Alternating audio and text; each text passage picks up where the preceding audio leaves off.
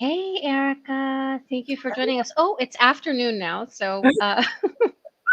So welcome, welcome. I am especially honored to have you here because we work supporting trainings together. So it's always wonderful to hear your perspective. If you will indulge me with a little bit of an introduction, Erica is a friend and colleague. She is an approved consultant, licensed in the state of North Carolina. Is a clinical supervisor for associate level clinical social workers in North Carolina, um, and works with many um, specialties, including complex trauma, PTSD, dissociation, chronic illness, child and adolescent, which I find takes a special kind of thick skin. Um, Racial trauma, spiritual trauma, IPV, DV, right? So I am just so thankful that you're here talking to us today about chronic illness. So Erica, this is a situation that I have really been shaped by in the way that you talk about chronic illness and how we can make modifications, accommodations for our clients who might be dealing with different body realities. So I'm just so thankful that you've come to bring this into our space today. So um, please, let us know how we can become better and more aware clinicians Mhm. in making modifications.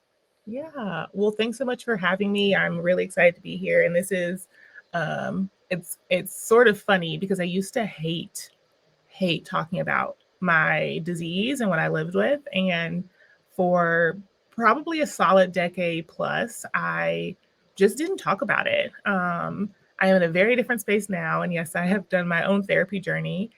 So, for some context, my name is Erica. I am a licensed clinical social worker, and I am very open about my lived experience with chronic illness. So, long story short, when I was 12, well, from 10 to 12, I had what we all thought were growing pains.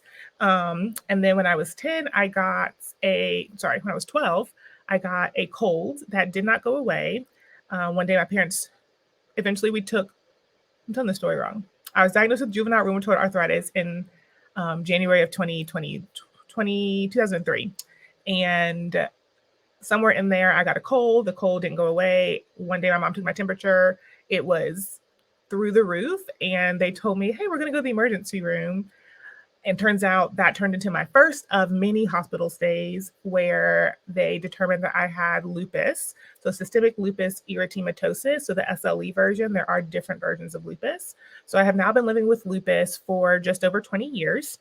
And I realized that I was kind of privileged and that I was diagnosed. Like, that was really the first diagnosis they gave me after my arthritis diagnosis. And I know that a lot of people take years, sometimes decades, to determine what their disease is named. So I recognize I was really privileged in that regard. But no one really, I was originally sort of relieved because I had a name and I had proof that I was not being dramatic. Like, because I thought in my own head, no one was saying this to me, but I thought I'm being dramatic. That's just what's happening. So when I had a name, it was like, ah, yes, there's an actual issue. That turned into me having a lot of hospitalizations as a kid. So I was diagnosed when I was 12. I was in and out of the hospital for a lot that year and for the years following, well into my high school and college experience. I was also a Make-A-Wish kid. So just FYI, you do not actually have to be at death's door for the Make-A-Wish Foundation. I tell people that my first question is, oh my gosh, you had cancer, you almost died. And it's like, no, you do have to live with a illness that can be terminal or a pretty severe chronic illness of some sort. And so my doctors, my medical team recommended me. So I was a Make-A-Wish kid. Went to Disney World with my family. It's the only way that we could honestly ever afford it to take 5 kids to Disney World. But it's a really fond memory. It's fun because I'm actually on the board of the Make-A-Wish Foundation for my local area now. Um, as an adult, I don't actually know when this diagnosis. This is one of those things that sometimes happens to folks. Is I was not actually told that I had interstitial lung disease. I saw it on some paperwork and I was like, what is this? And so somewhere in my adult life in the last 5 years, I was also diagnosed with ILD. So that is currently my lived experience. And that means like a lot of different things for me. So during this presentation, you may hear me like either pause to find words and or take a lot of like gasping breaths because one of my biggest presentations is pulmonary issues. And so I have some trouble breathing. I often have to catch my breath, different things of that nature. I am now very open about these, but for years and years and years, I just didn't tell people what was wrong with me, or I only told them because I would go missing for 2 weeks because I was in the hospital, and there's not really a good explanation for missing 2 weeks of school when you're a kid. So those were the reasons why I used to tell people. So now I actually am a therapist, and one of my biggest specialties has become serving folks who are also living with chronic illness. I also have the privilege of living with invisible illness. So if you were to look at me from the outside, you wouldn't necessarily know that I lived with any different realities. And I recognize that that's not true for everyone. And so that is part of the privilege that I do walk through. But that there are pros and cons to everything. And so sometimes that really fed into my, I shouldn't have to talk about, I don't have a right to talk about it because, I can pretend like I don't have it. And so I think that really fed this narrative of that, like, either I'm not sick enough or I shouldn't complain because it could be worse. People can't look at me and tell. But then when I would have difficulties, people would sort of assume things about me or my reality, which really fed into this, I need to be quiet. So it's really this like vicious cycle that so many folks like myself or clients are also navigating. So I'm here to talk about like, how do we serve clients and show up for people with chronic illness, both using EMDR therapy and, maybe just in general, as we're meeting clients who may or may not be identifying their experience with chronic illness as a traumatic experience. And so I do a lot of work with EMDR therapy and medical trauma and chronic illness, and engaging EMDR therapy into that process. But part of that is also having clients to identify and recognize that I have some negative cognitions. I have some traumatic experience from living with this disease, which not everyone knows that. I think some folks have really struggled to name this as a trauma because I think a lot of folks are also navigating, well, it could be worse. Like I could be sicker. I remember being a kid in the hospital, meeting a teenager who had had a stroke as a result of her lupus. I have known lots of people who have needed kidney transplants or had kidney failure as a result of things. And I had lupus. I always say I had lupus before the celebrities had lupus. Now, I'm not saying that no one had lupus, but now people know what lupus is because of Selena Gomez, because of some other people, and I'm grateful for that. But when I was a kid and I told people that I had lupus, they heard leukemia, not the same thing, or they thought it was some kind of like contagious thing. So I had literal teenagers who would take a step back because they didn't know what it was. And so now I'm grateful that there is some increased awareness around what lupus is. But I'm giving my own story as an example is because there's so many things that people are navigating at the point of diagnosis, when looking for a diagnosis, and having lived with or learning to live with a diagnosis. And then there's other people who are sort of in recovery from a diagnosis. And there's also some fear around, what if it comes back? What if I'm still sick? What if we miss something? And then there's folks who don't have a name for what they're living with, but they're living with so many somatic experiences. And the doctors know that there's something, but they just haven't figured it out yet. And so EMDR therapy, in my experience, has been such a beautiful way for folks to process so many of their lived experiences, and also sort of work through some of the traumatic moments connected to living with a chronic illness. But this is one of those things, again, that a lot of folks are living with. There's not necessarily a future that they can see that is one without this disease, one without this illness, one without this disability, one without this health reality. And so it really is this process of, okay, so how do we identify, one, targets that are separate from the reality of, hey, living with lupus, like I live with lupus. However, there was one of my trauma memories that I processed through was waking up from a surgery where I couldn't breathe. And it was like this really visceral experience that for years I could remember. There were migraines that I had where my blood pressure would shoot through the roof and I would have to be hospitalized. So these are some of the examples of targets, right? It's like, I'm not necessarily targeting the fact that I have lupus because that is a true statement. I have lupus. I am targeting what are all of the moments, the moment that you were diagnosed, the moment you had these really hard conversations with medical providers, the moment you realized that, hey, this is my life. The moment that maybe you woke up from surgery, you couldn't breathe, the moment you had this really intense symptom. So when living with chronic illness, I'm also supporting clients in recognizing, hey, we're not undoing the reality of the fact that you live with this, but we can lessen the charge around so many of the experiences that continue to carry in your body. The other thing to be really mindful of is that when you're living with chronic illness, like everyone, distress is not something that we want to carry with us. When you add in the layer of chronic illness, it creates so much more chaos in the body. I know everyone's experience is different, and I've had to go on my own journey of like, hey, what really triggers my lupus symptoms?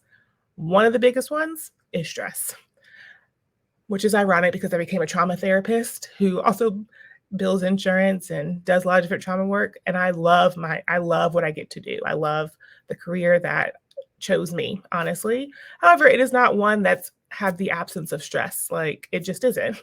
I don't know that there's a job that has an absence of stress, but I sort of like ran into the trauma versus running away from it. And I get to walk alongside so many absolutely amazing people who are some of the most amazing people I've ever met. But it's stressful. I think I'm talking to a crowd of people who knows this is not a job without stress. And so we should all be really intentional when we're thinking about this from an EMDR lens of how are we engaging phase 2 resourcing with folks. And if someone's living with chronic illness, we've got to really do a lot of exploration around what is the reality of their disease presentation, of their symptoms, and how are we creating moments to relieve stress? How are we creating resources that are realistic, that are practical for someone's real life? And these are things that we should be doing with everyone. But the reality is, with someone who's living with chronic illness, some of the resources that we have in their natural form might not be a good fit. Let's start with deep breathing. I sometimes very much struggle with breathing work because sometimes it feels like I'm struggling to breathe. And so when someone's like, take a deep breath, I'm laughing because I remember a time when I was in the hospital and someone was just like, take a deep breath, but I was having trouble breathing. And so I just gave them like the severe side eye. Like, I logically know, like, yes, that's what would be helpful. But if I'm having some body realities that are preventing that from being resourcing and calming from me, what are some other language around that, right? So I asked a lot of questions around like people's physical realities and what feels comfortable, what isn't comfortable. What do you do? What maybe do you need to be doing? I know I have got to sleep, right? And so as much as I like to laugh and watch things, and I always have a shows that I'm working my way through, fun fact, I love like relationship reality television. And there's always like this wildly inappropriate therapist that's working with a couple being a loose word. So all of those shows that are on Netflix right now where strangers meet each other and fall in love and get married, that's my jam. And so as much as I would like to stay up till 3 in the morning getting caught up to see who ends up with who and what unhealthy realities they're living, it's one of my guilty pleasures. I take that back. I don't feel guilty about it. It's one of my coping skills. I also know that I have got to go to sleep. So part of the thing that I've had to work on is recognizing that as much as I want to do all the things, if I'm up past 11 p.m., the next day is going to be that much more difficult for me. And so I do a lot of work to like get in bed by 10, but I know that if I make it to 11, I'll survive. And so even doing some work around like, what does your body need? Like, what have you noticed? Oh, I noticed that if I drink a lot more water, then I struggle with some of these symptoms less. I noticed that if I do these things. And so there really is an increased recognition of some pretty practical things that have got to be part of resourcing for folks. And this really is true with all humans, but I also recognize that like for this person, the impact of not doing some of these basics is much greater than someone who maybe isn't living with chronic illness. But I also have to understand like, what does your body mean to you? Like, what do you experience in your body? What feels okay? What doesn't feel okay? But that takes time for me to know, for us to have the rapport, for you to feel comfortable with that. And I'm always just being really mindful of that. I'm going to talk about sort of like some of the difference between some in-person sessions and virtual sessions, because the other thing, like right now I'm in a desk chair that has 2 arms on the sides, because in order for me to, I have knee deterioration in both knees from extensive steroid use. but they couldn't take me off the steroids because then I would wind up in the hospital. So the steroids were keeping me alive, but also causing other chaos. And then I also have arthritis, right? So I actually use the chairs, and every time I sit down, for the most part, I have to have like an arm to lean on, right? Because that's necessary for my body and that works best for my body. And so pretty much every time I sit down, I'm looking for a chair that has arms on both sides, or I'm sort of plopping down because that's just what happens. And I have learned from physical therapy and doctors that that's not really how they want you to sit. It's sort of like collapse in a chair. But I also know that chairs with sort of restricted sizing because they have arms are not best for all bodies. And so even just being really mindful of like what's in my office. I know that a lot of the chairs in my current office are too low to the ground. I know this, and that's something that I'm working on, right? So I'm not saying, when I'm talking to clinicians, I'm talking to people, I'm not saying like take out a loan, go into debt, restructure your whole office. But I am saying as you're starting to make changes, being aware of, okay, if a client is in walking with mobility aids, if a client is in a wheelchair, if a client needs arms to sit up and stand down, if a client needs more space in a chair, if a client feels more comfortable in this versus that, like, do we have options? And so sometimes when I walk into spaces and there are two chairs and one is clearly the therapist chair, like it's even just, okay, so what are some realities that we're creating for folks so that they can feel comfortable in their bodies in my space? The office that I'm currently in like has dimmable lighting, which I really love. I actually have to go to the doctor because I used to suffer from migraines, but it was a symptom of medication, and now some of them are starting to come back. But I'm not on that medication anymore. But we know that lighting can be a big thing for folks who might live with headache realities, migraine realities, visual realities. And so if all we have is overhead lighting that goes from 0 to 100, and there's no in between, that might be really a struggle for folks who want to engage in in-person services. So do we have dimmable lighting? Do we have lamps? Do we have other things? I don't have candles in my office because I am terrified of accidentally starting a fire. Some people do a lot of things with candles. Like, is your space? How do you meet people where they are in regards to like what's going to serve you? Even having things like left-handed scissors, if you're someone who engages in art therapy or kid therapy. I didn't know that left-handed scissors were a thing until someone told me about them, and I was like, well, this is cool. I have like pens and pencils of different sizes because sometimes with my arthritis in my hands, things that are really tiny are kind of difficult. Having things in different print fonts. Like there's so many different ways that we can work to become more accessible for folks. And so even just sort of asking questions, like I don't necessarily want to ever assume someone's reality, but I will ask like, hey, is there anything that I can make this space more comfortable for you moving forward next week when we meet again? I've sometimes asked that in consultations with people. Like what are things that might make a space more welcoming, more comfortable, more accessible for you that I should be mindful of? Because again, and it's funny because I didn't even know the thing about chairs. I just knew at some point I started recognizing that I wouldn't sit down in certain places if I was having a bad day because I would need help getting up. Not that I wouldn't have help getting up, but if I'm in a space with strangers, have low level germophobia. I don't want to ask you to help me out of the seat because I don't know where your hands have been. I say that with kindness because it's true for me. And so if I'm out with friends, I'll just be like, yo, help me out of this chair, or I'm on the ground. I need some help. Because I have learned to ask for help as part of my lived experience. But at some point I realized that I would only buy chairs that had arms on both sides. And I was like, oh, this is a thing for me. I also really enjoy sitting on the floor. So I have floor cushions everywhere. Because for a while, I don't know if y'all are familiar with pilonidal cysts, but long story short, lupus can just wreak havoc in every organ of your body. On a very basic fundamental understanding of lupus, with my lupus, my white blood cells are what are supposed to attack like cold cells, anything that's like not good for your body. Your white blood cells are supposed to attack that. My white blood cells attack everything in my body all the time. So I have to take medication to suppress their functioning. Which means I don't really have that great of an immune system. So then I take a crap ton of supplements to support like healthy immune functioning. But because my white blood cells are constantly attacking everything, even though I'm taking medication to prevent that, they create other issues. And so I actually have had a lot of people who have also had pilonidal cysts, which create some difficult seating realities. And so I learned that. So I just happened to have some of those pillows in my office because for a season before I had surgery, I needed that. And then a client I noticed, I was like, oh, I didn't ask about their situation because some people really don't like to talk about polymetal cysts. It can be a really like, it's a cyst on the back of your tailbone. So you wind up having like a surgery that requires extra care that can create some different realities for different people. And so not everybody wants to talk about it, but I just happened to have these pillows in my office because I needed them at one point. And so I was like, oh, do you want this? And they were like, why do you have this pillow? So I just told them, I'm just like, oh yeah, I had this cyst this one time. And it opened up this conversation, which opened up the floodgates for other things.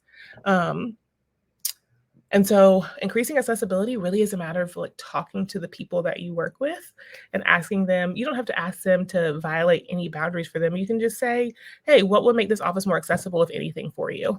And then you can respond within reason. I can't necessarily bulldoze the front door. I don't have the resources for that, but I can just be mindful of like, oh, okay, do you want me to open the door for you when you get here? Because I also don't have to if you want to do that for yourself, but I'm happy to meet you somewhere, right?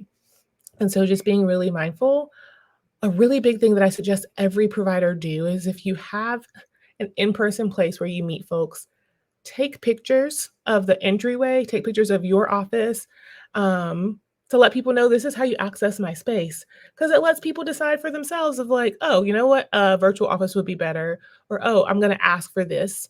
Because one, let's say someone's just living with anxiety around accessing new spaces, it can help to eliminate one level of discomfort because they know what they're going to do. They know they're going to go through this door. They know they're going to have this seating option. They know these things. So it's less anxiety from the get-go because you've removed that barrier, but also it gives them the opportunity to say, hey, this is a great space for me and my body. Hey, this is not an accessible space. I'm wondering if I can ask for these things.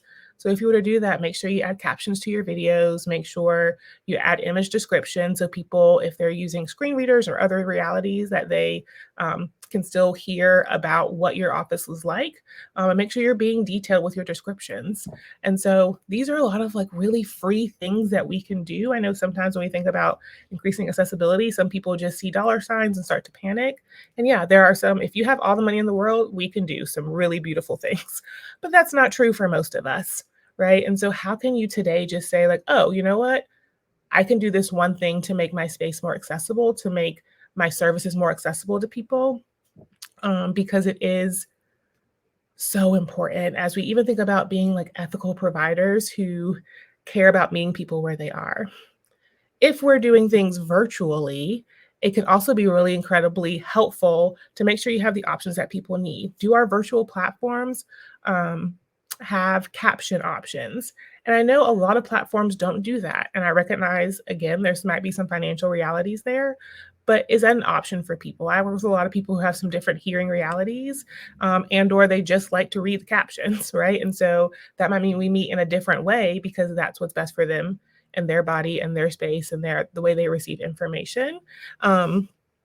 And even just be mindful of like, hey, are there things that I can do on the like as someone as a therapist that will be more helpful for you? Do you like do you like screen sharing? Do you not like screen sharing? Do you want to be able to read things in advance?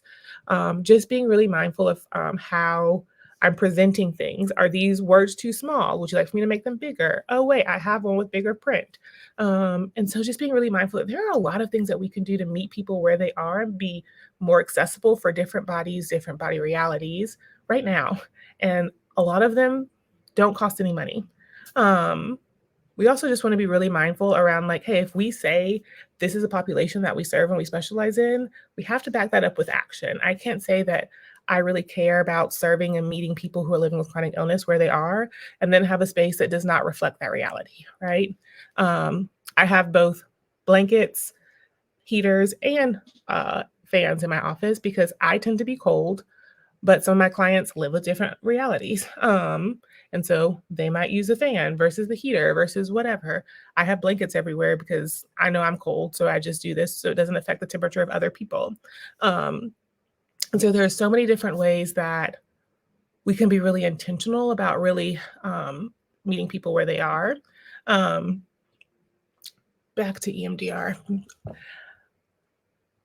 So we're going to be really mindful that we've got an understanding of someone's presentation, how they live, how they show up with what's important to them around their disease.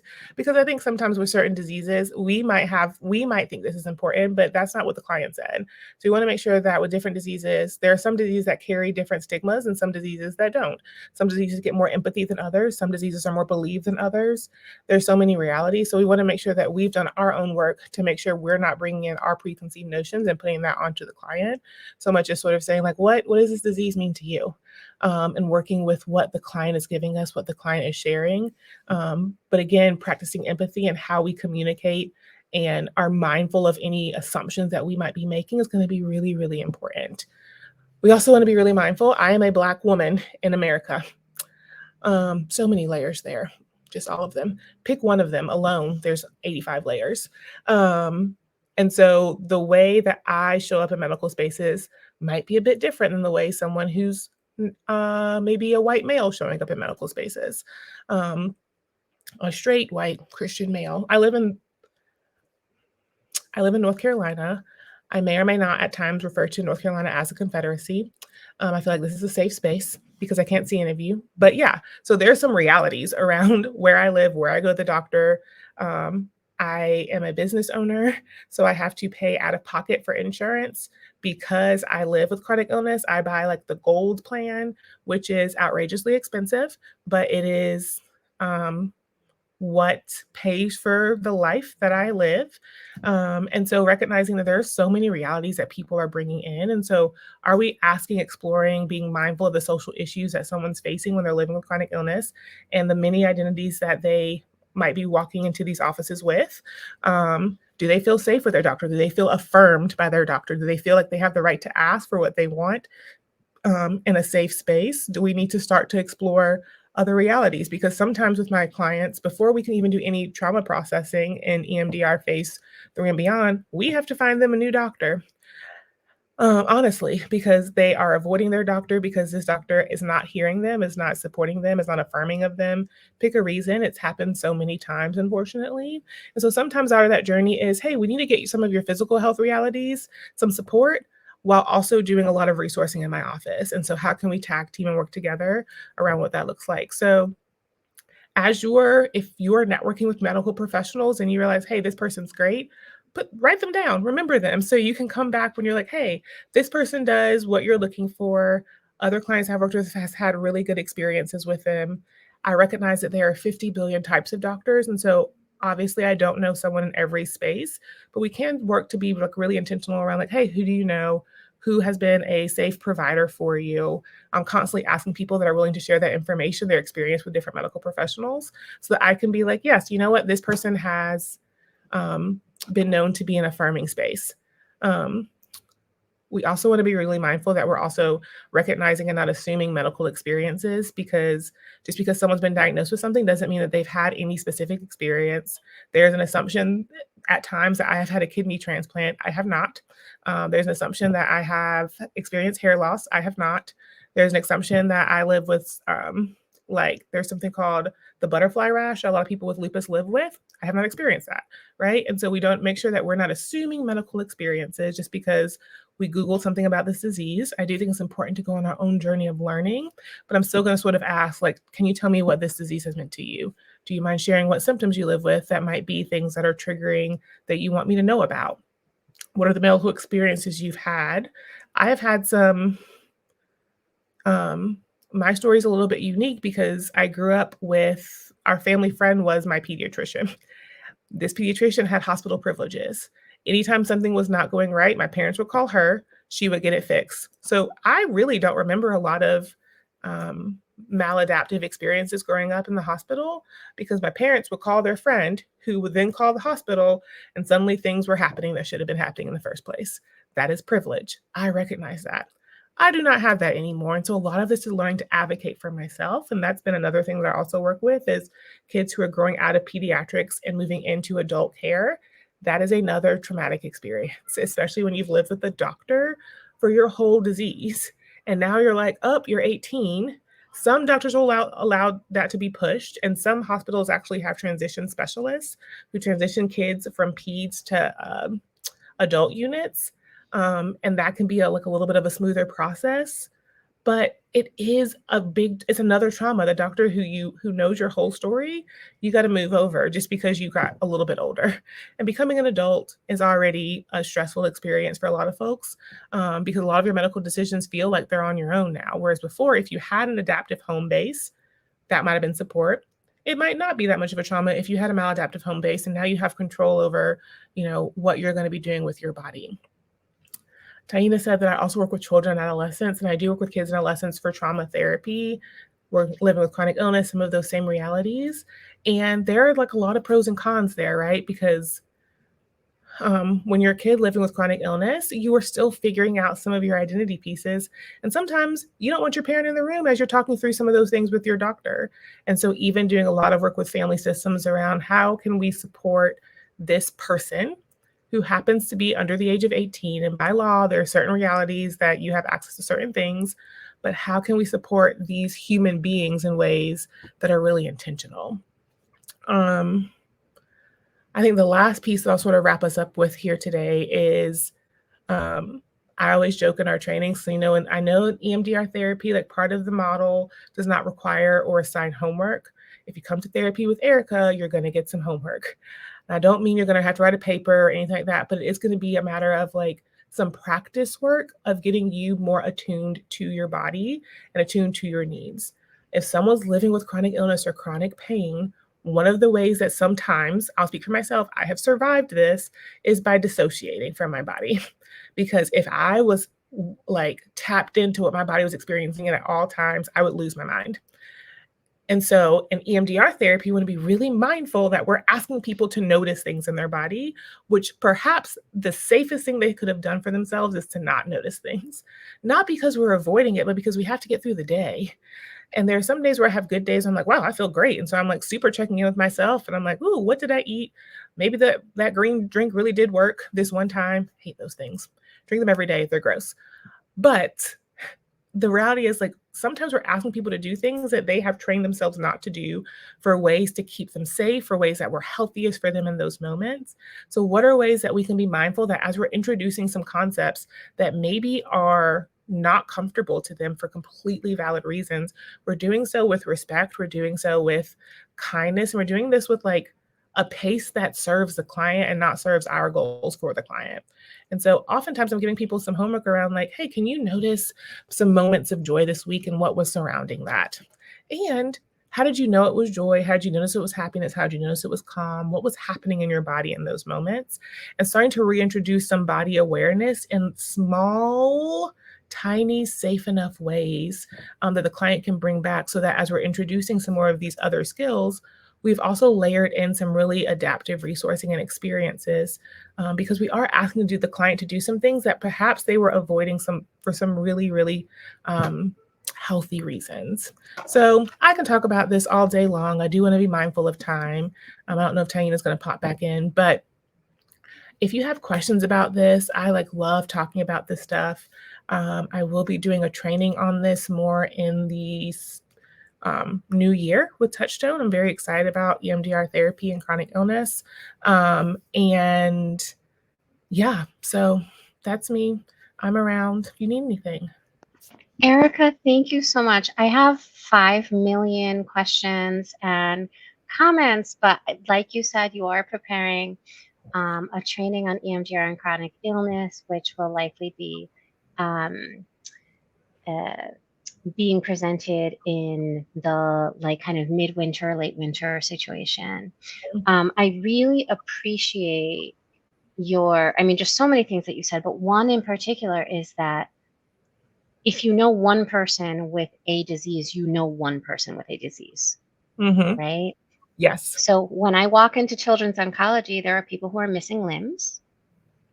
There are people who look just fine. There are people who will never get fatally ill, right? And that's like this whole wide range of situations. So also, and just important, as you were talking, I was thinking, wow, we were recently at a location where there were a lot of non-accommodations made. Oh, so many. Yeah, and none of them would have cost a dime. right? So I'm thinking about that encouragement of that curiosity. Well, so when you're describing even taking those photos Hmm. of your office space, that doesn't cost you anything. That might cost you 15 seconds to say, hey, Hmm. do you feel comfortable in this space? So I thank you for bringing that perspective to us because no, if we build ramps, we don't need to then build stairs, right? Just in terms of what can be more universal design than